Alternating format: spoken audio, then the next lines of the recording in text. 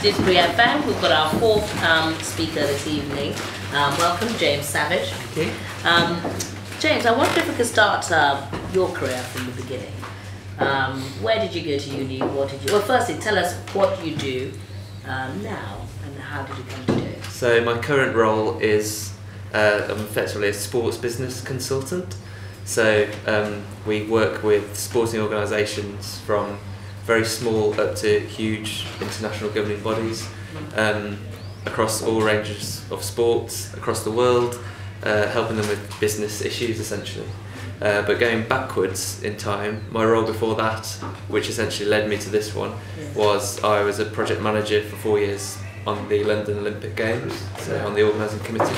So delivering that from planning perspective and then through to an operational delivery role at games time. And ultimately before that, my first job after uni was in an accountancy firm, so I did an accountancy qualification originally, and that's been my career path. But I realised after 3 years in accountancy, albeit I'm now back at an accountancy firm, but in a different role, 3 years there, it wasn't what I wanted to do for the rest of my life. So, and sport was like my main interest, and that led me to my Olympics role and my sort of merging the two together as it was now. Fantastic. Yeah. So there's loads to ask you. Let's start with the Olympic Games. Then I'm going to go to you running marathons, and so on and so forth. But how does anybody even get to be organising and planning the Olympic Games? Or what was that like? Because obviously it was the best Olympics since I've been there.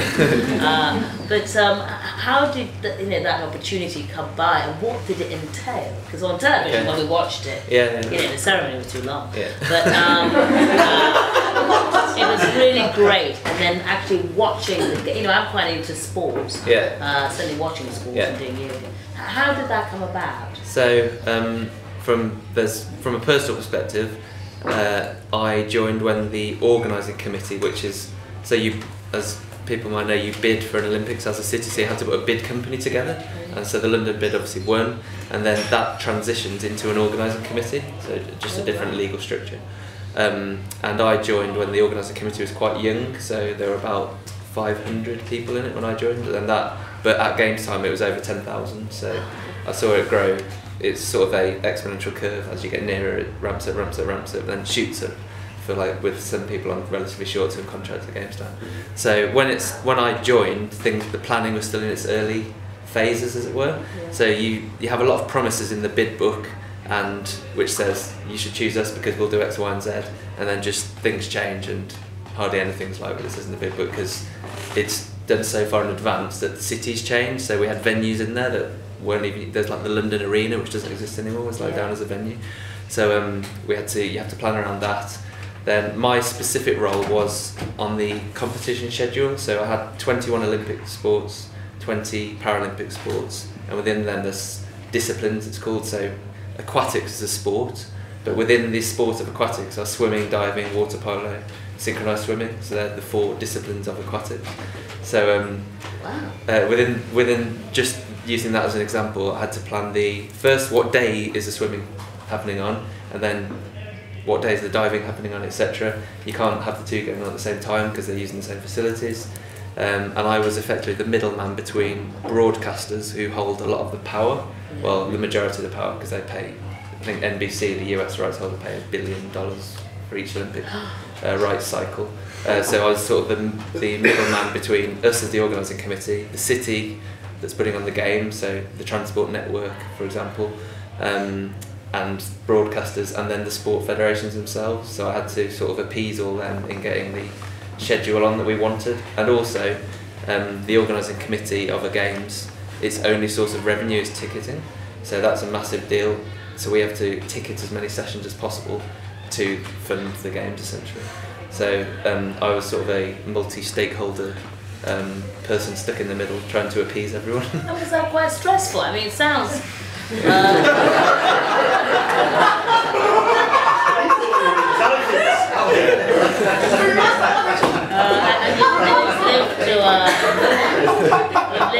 live to tell the tale. Yeah.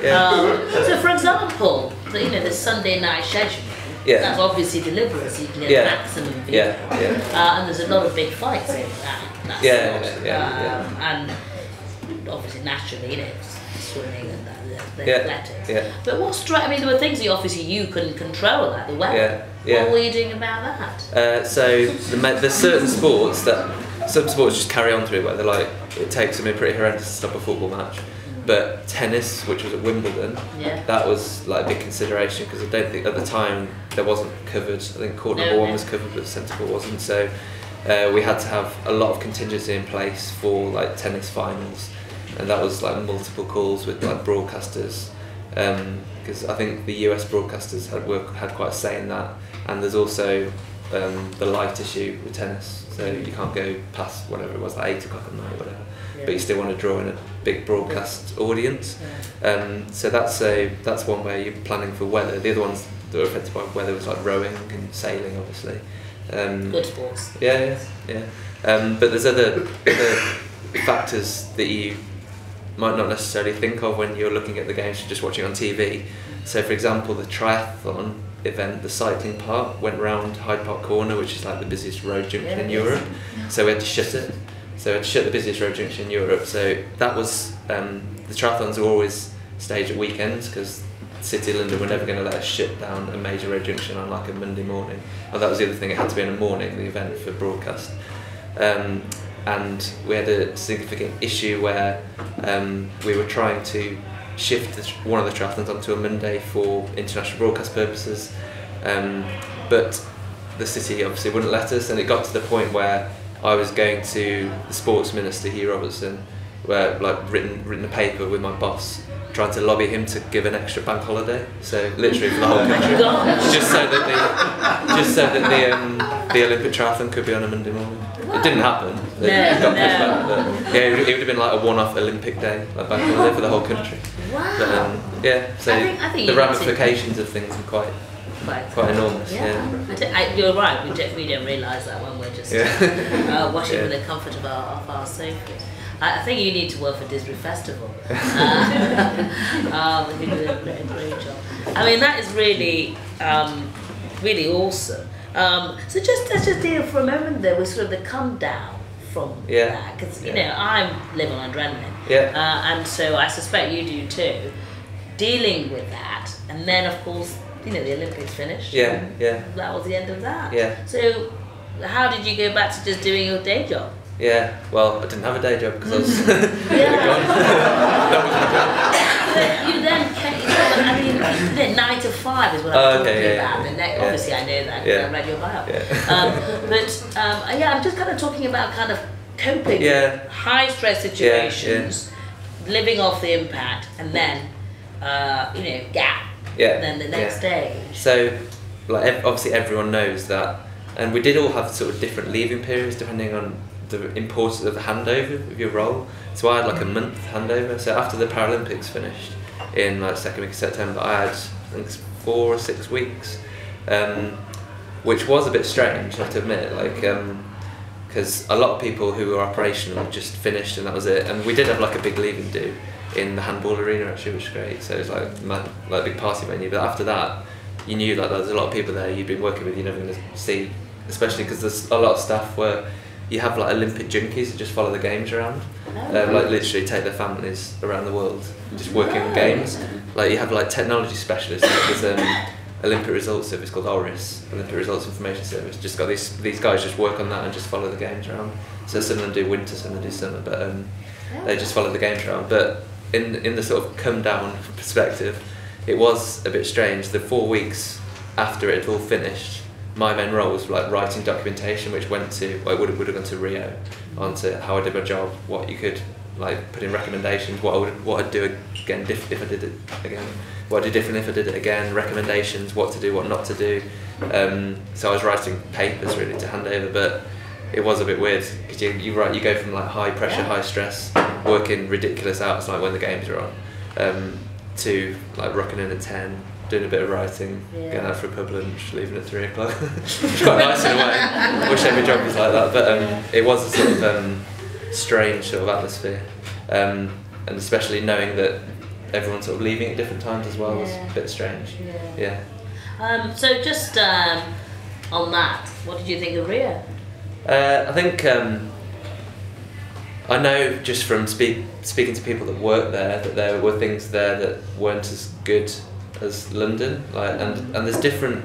Well, lots of false starts. Different health and safety standards as well. Just in the country that the Brazilian authorities didn't require that we did, and I think their reliance on the public purse was more than ours was. Yeah. So there was a lot of political pressure due to changes in government there as well, which made it difficult for them, because obviously the organising committee was doing essentially the same job, but the juggernaut that is the Olympics will always get the show. The show will always go on, and how much sticking plaster there is behind the scenes that the TV viewer necessarily wouldn't see. I think there was a lot more in Rio than in London, from what I've heard. Yeah. But the show must go on. It always gets put on eventually. Absolutely, yeah. Absolutely. Now, James, we heard from Peter's friend who lived to 105 about exercising. I was keen to find out his name, to follow him, but you yourself have ran several marathons. Yeah. Tell us how many. Probably run about 10. Yeah. And I mean, what gave you the inclination? Well, I was always I was generally at school. I played I liked all sports, but you know, when you're forced to do school cross country, run around lateral. Which we all hated. Yeah. I didn't trade, but I used to win that quite easily, throughout school. Then when I went to I joined a running club as a 16-year-old, and then when I went to uni, took it a bit more seriously. Then when I left uni, one of my best mates from uni, who was living in London at the time, I trained with a bit more. He ended up running for GB, and I was sort of the tier below him. That's what pulled me along. So I ended up working out that my best distance was basically the further I go, the better I get, comparatively. So I ended up doing marathons that way. Yeah. It's amazing. And can I ask you about, in sport or otherwise, who was your inspiration? Marathon running definitely be Paula Radcliffe. I know it's a bit of a stereotypical thing to say. So the year Paula Radcliffe broke the world record, she beat all the British men. I don't know if anyone realised that. No, so she So comparatively speaking, she was the best British person in the race. Wow. And I don't think we knew that. Yeah. So her, and just thinking from my training point of view, like the miles I clock and the pace I do per mile in a race. So my PB was 2:25. So she ran 2:15. So she's 2 miles ahead of me, and that's me as probably in my prime, which I'm not anymore, 5-6 years ago. And she'd have been 2 miles ahead of me. When you factor in the generic sort of 10% gap, her performance there is absolutely phenomenal. I doubt it would be seen again by a British woman in our lifetime. Yeah. You're right. Yeah. Here to Paula. Maybe you can recommend it to her.